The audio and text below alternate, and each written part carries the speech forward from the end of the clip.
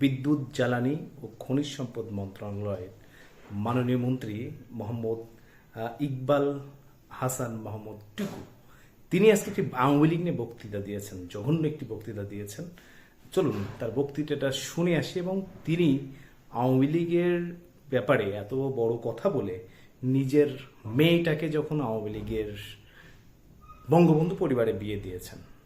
চলুন তার আগে ভিডিওটি শেষ করার আগে তার বক্তব্য একটু শুনে আসি। চলুন যাই, বক্তব্যটি আমরা একটু ওয়েট করি। নির্দিষ্ট মানুষ আওয়ামী লীগ করে কি দৃশ্য দেখেছি আমরা সিরাজগঞ্জে গত 17 বছর 18 বছরে। আমার বাড়ির সামনে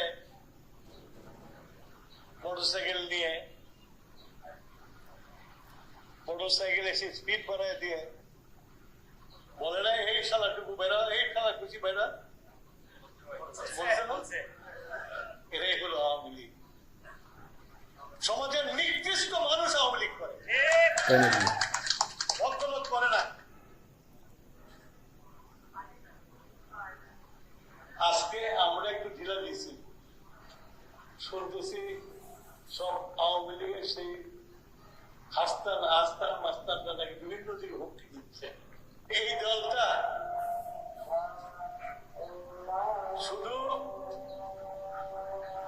17 বছরে ক্ষতি করে নাই, এই দলটা এই দেশের জন্ম লগ্ন থেকেই ক্ষতি করে চলে গেছে। মাননীয় মন্ত্রী, এই দলটা না থাকলে বাংলাদেশের জন্মই হতো না। এই দলের মাধ্যমে বাংলাদেশের জন্ম। আপনি যে দলটা করেন সেই দলটা কিন্তু এই আওয়ামী লীগ, বাংলাদেশের আওয়ামী লীগের মাধ্যমে স্বাধীন হওয়ার পরে, অনেক পরে আপনাদের দল তৈরি হয়েছে। আপনাদের নেতৃত্বে কিন্তু বাংলাদেশের স্বাধীনতা হয়নি। যাই হোক, এই কথাটির আমি ঘোর বিরোধিতা করলাম। তারপরে শুনি। সেজন্য আজকে যে পার্টি দেশকে স্বাধীনতা দিয়েছিল, যে চা আমাদেরকে স্বাধীনতা দিয়েছিল, সেগুলো সব ধ্বংস হয়ে গেছে। এখন আর চার অপশন আগে বিদেশিরা আসতো আমাদের চা কেনার জন্য অপশন করছে, চার আর অপশন হয়।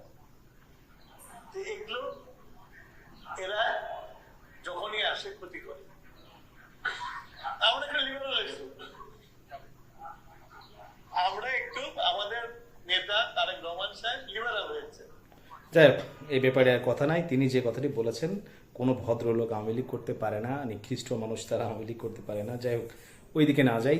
আমি যখন গুগল করলাম, আবার দেখলাম যে সবাই বলতেছে যে তার বিয়াই নাকি আওয়ামী লীগের প্রেসিডিয়াম সদস্য। এই সত্যটা একটু জেনে নেই, আমি জানতাম না। বিদ্যুৎ, জ্বালানি, খনিজ সম্পদ মন্ত্রণালয়ের মধ্যে আমি একটু গুগল করেছি, বুঝছেন। তারপরে গুগল করলাম, সার্চ দিলাম, বিদ্যুৎ, জ্বালানি, খনিজ মন্ত্রণালয় ইকবাল হোসেন হাসান মোহাম্মদ টুকুর মেয়ে আওয়ামী লীগের প্রেসিডিয়াম সদস্য শেখ ফজলুল করিম সেলিমের ছেলের সাথে বিবাহ বন্ধনে আবদ্ধ হয়েছেন। শেখ নাইমের সাথে। শেখ ফজলুল করিম সেলিম মানে বঙ্গবন্ধুর কন্যার চাস্তো ভাই।